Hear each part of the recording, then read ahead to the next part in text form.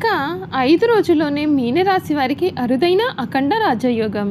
మార్చి 25వ తేదీ ఏకాదశి మొదలుకొని వీరిని ఆపేవారే లేరు. మునుపెన్నడూ కూడా చూడని ఫలితాలు చూడబోతూ ఉన్నారని చెప్పడంలో సందేహం అయితే లేదండి.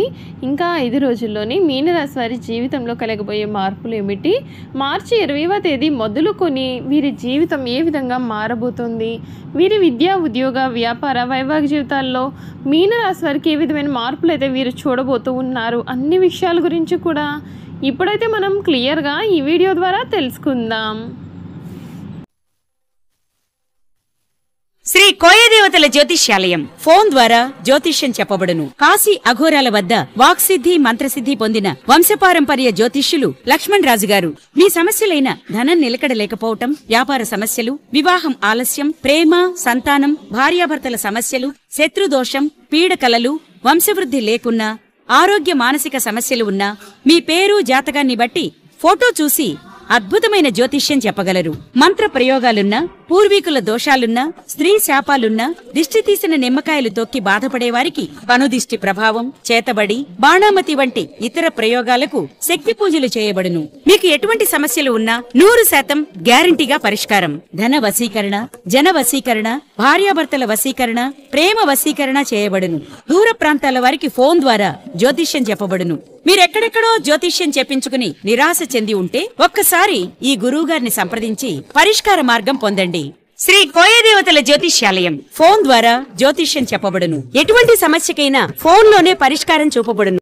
అంతకన్నా ముందు మీలో ఎవరైనా కొత్తగా కనుక మన ఛానల్ని చూస్తున్నట్లయితే తప్పకుండా వీడియోని లైక్ చేయండి. తప్పకుండా మన ఛానల్ని సబ్స్క్రైబ్ చేసుకోవడం మర్చిపోకండి. సబ్స్క్రైబ్ చేసుకోవడంతో పాటుగా పక్కనే ఉన్న బెల్ ఐకాన్లో ఆల్ని ట్యాప్ చేయండి. ఈ విధంగా చేయడం ద్వారా మేము పెట్టే ప్రతి వీడియో కూడా మీకైతే నోటిఫికేషన్ రూపంలో కనిపిస్తుంది.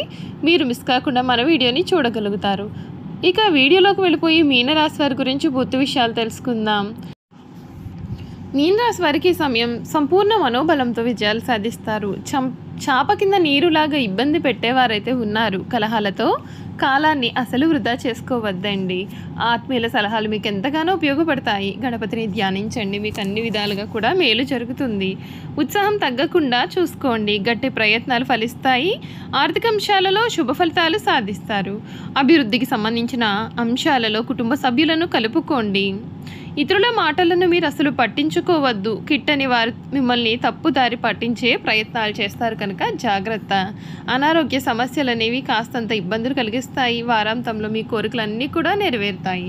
నవగ్రహ ధ్యానం మీకు అన్ని విధాలుగా కూడా శుభప్రదమైన ఫలితాలు కూడా ఇస్తుందని చెప్పడంలో అయితే సందేహం అయితే లేదు. ఈ మీనరాశికి సంబంధించినటువంటి వారికి సమయం అంతా కూడా చాలా చక్కగా ఉంటుంది. వీరి జీవితం మునిపెన్నడూ కూడా చూడని రీతిలో మారబోతూ ఉంది. మీనరాశి వారి ఫలితాలు చూసుకున్నట్లయితే కనుక ఈ రాశికి సంబంధించినటువంటి వారికి జన్మశని ఏలినాటి శని ప్రభావం చేత పనుల యందు ఒత్తిళ్లు, చికాకులు కూడా ఈ సమయంలో అధికంగా ఉండవచ్చు. ఆరోగ్య విషయాల యందు, కుటుంబ వ్యవహారాల యందు తగిన జాగ్రత్తలు తీసుకోవాలి. మరొక 5 రోజుల్లోనే మార్చి 25వ తేదీ ఏకాదశి మొదలుకొని వీరు ఇప్పటి వరకు కూడా పడిన కష్టాలన్నింటి నుండి కూడా విముక్తి పొందుతారు. ఈ సమయంలో వీరికి రాహువు ప్రభావము చేత అనుకోని ఖర్చులు అనేవి ఉన్నప్పటికీ కూడా ఆకస్మిక ధన వ్యయం కలుగుతుంది. ఈ రాశి వారికి ఉద్యోగస్తులకు ఈ సమయం మధ్యస్థమైన సమయంగా కనిపిస్తోంది. ఉద్యోగంలో సమస్యలు అనేవి అధికంగా ఉండవచ్చు కనుక జాగ్రత్త. 6వ స్థానమునందు కేతువు ప్రభావం చేత, చతుర్థ స్థానమునందు బృహస్పతి ప్రభావము చేత అనుకున్న పనులు ఆలస్యం అయినప్పటికీ కూడా మీ యొక్క తెలివితేటలతో పనులు పూర్తి చేసేటటువంటి ప్రయత్నాలు చేస్తారు. మీ శత్రువులతో కొంచెం జాగ్రత్తలు వహించాలని సూచన. ఈ రాశి వారు చేయాల్సిన పరిహారాలు ఏమిటి అంటే, మీనరాశి వారు మరిన్ని శుభ ఫలితాలు పొందడం కోసం నిత్యం గురుదక్షిణామూర్తిని పూజించండి. గురుదక్షిణామూర్తి స్తోత్రాన్ని పఠించండి. శనివారం రోజున శనికి తైలాభిషేకం వంటివి చేసుకోండి. మందపల్లి క్షేత్రాన్ని దర్శించండి. దశరథ ప్రోక్త శని స్తోత్రాన్ని పఠించడం ద్వారా మీకు అన్ని విధాలుగా కూడా చక్కటి అనుకూలత అనేది కలుగుతుందని చెప్పడంలో కూడా సందేహం అయితే లేదు. ఈ మీనరాశి వారి గురించి అన్ని విషయాలు కూడా తెలుసుకున్నాం కదండి. ఇక వీరి గుణగణాలు ఏమిటి, వీరు చేయాల్సిన జాతకపరమైన పరిహారాలు కూడా ఏ విధంగా ఉండబోతూ ఉన్నాయి, ఇప్పుడైతే మనం క్లియర్గా ఈ వీడియో ద్వారా తెలుసుకుందాం. ద్వాదశ రాశులలో మీనరాశి చివరి రాశి.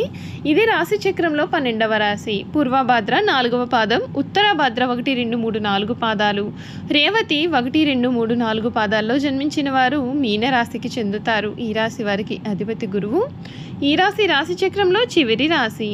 మీనరాశిని సరిరాశి, ద్విస్వభావ రాశి, జలతత్వ రాశి అని పిలుస్తారు. 2 చేపలు ఒకదాని తోకవైపునకు మరి ఒక దాని తల ఉన్నట్లు ఈ రాశికి చిహ్నంగా శాస్త్రాలలో చెప్పబడి ఉంది. మీనరాశి గుణగణాలు చూసుకున్నట్లయితే కనుక ఈ రాశి వారికి విశ్రాంతి చాలా అవసరం. విశ్రాంతి లేకపోతే వీరు ఎటువంటి పనులను కూడా సమర్థవంతంగా నిర్వహించలేరు. తొందరగా అలసిపోయేటటువంటి మనస్తత్వాన్ని కలిగి ఉంటారు. ఈ రాశి వారిపైన స్త్రీల ప్రభావము అధికంగా ఉంటుంది. వీరి జీవితంలో ప్రవేశించే స్త్రీవత్తులు అయితే వీరి జీవితం చాలా ఆనందకరంగా సాగుతుంది. సంసార జీవితం ఈ రాశి వారికి చాలా ఆనందాన్ని కూడా కలిగిస్తుందనే చెప్పాలి. వీరు కుటుంబ సభ్యులకు అన్ని రకాలుగా అయినటువంటి ఆనందాన్ని ఇవ్వగలుగుతారు. ఈ రాశి వారి జీవితంలో వివాహం అనేది వారి జీవితాన్ని సమూలంగా మారుస్తుంది, సమూల మార్పును తీసుకువస్తుంది. తమ భార్య పిల్లలు అంటే వీరు చాలా వాత్సల్యాన్ని, అభిమానాన్ని చూపిస్తారు. ఈ రాశి వారికి శారీరక అనారోగ్యం కన్నా కూడా మానసిక అనారోగ్యం అధికంగా ఉంటుంది. అనేక విషయాల్లో మానసికంగా ఆందోళన చెందుతూ ఉంటారు. శారీరకంగా చాలా దృఢంగా ఉన్నప్పటికీ పనులు చేయడంలో వీరు కంగారు పడుతూ ఉంటారు. పనులను ఎక్కువగా తొందరగా చేయడం వల్ల వీరు అతివేగంగా అలసిపోతూ ఉంటారు. సాధారణంగా మీనరాశిలో జన్మించిన వారు ప్రశాంత మనస్కులుగా ఉంటారు. కోపం త్వరగా రాదు. ఒకవేళ కోపం వచ్చినది చాలా విపరీతంగా ఉంటుంది. వృత్తి ఉద్యోగాలు స్వయంగా ఏర్పరచుకునే సామర్థ్యాన్ని వీరు కలిగి ఉంటారు.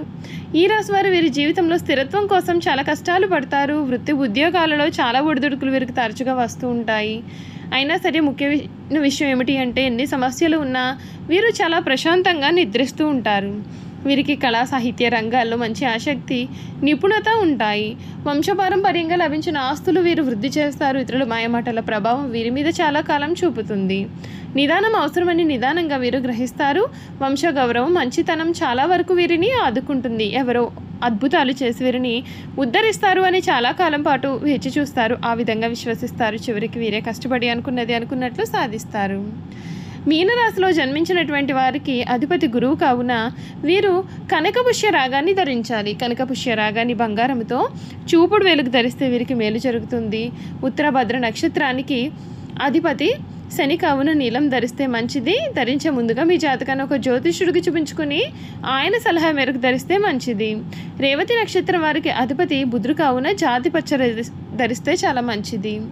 మీనరాశి వారి ఏకముఖి రుద్రాక్ష ధరించడం వలన శుభ ఫలితాలు పొందుతారు. పూర్వభద్ర నక్షత్రం వారు పంచముఖి రుద్రాక్ష, ఉత్తరభద్ర నక్షత్రం వారు సప్తముఖి రుద్రాక్ష, రేవతి నక్షత్రం వారు చతుర్ముఖి రుద్రాక్షను ధరించాలి. సుబ్రహ్మణ్య స్వామికి అభిషేకం చేయించడం వలన వీరు శుభ ఫలితాలు అయితే పొందుతారని చెప్పడంలో సందేహం లేదండి.